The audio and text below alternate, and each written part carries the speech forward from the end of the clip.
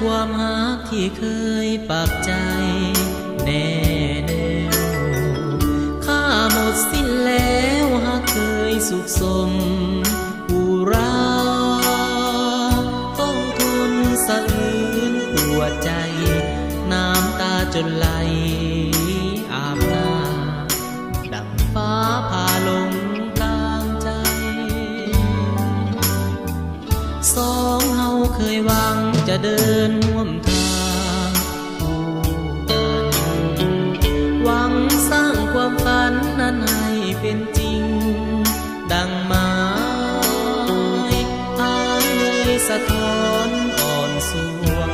ขอความขัดหวงผู้ใหญ่เจ็บใจ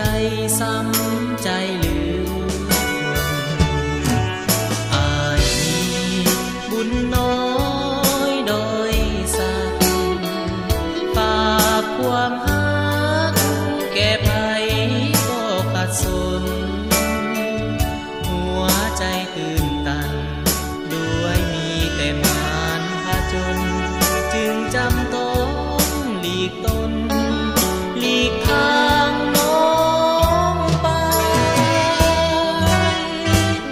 อ้ายเองก็รู้อยู่เต็มแก่นใจ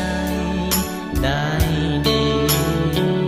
รู้ว่าน้องนี้ก็ยังซื่อตรงมั่นใจด้วยความบังคับนี่เป็นด้วยความคมเหงผู้ใหญ่จิตใจน้องจึงพันแปร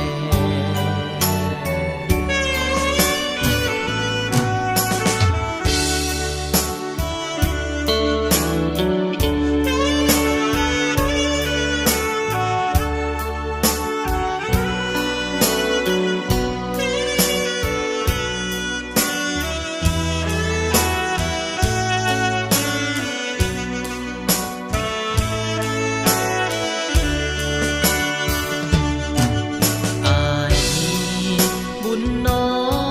ยโดยสัก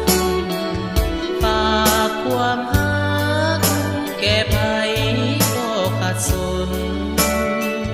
หัวใจตื่นตันด้วยมีแต่มารพาจนจึงจำต้องหลีกตนหลีกทางน้องไป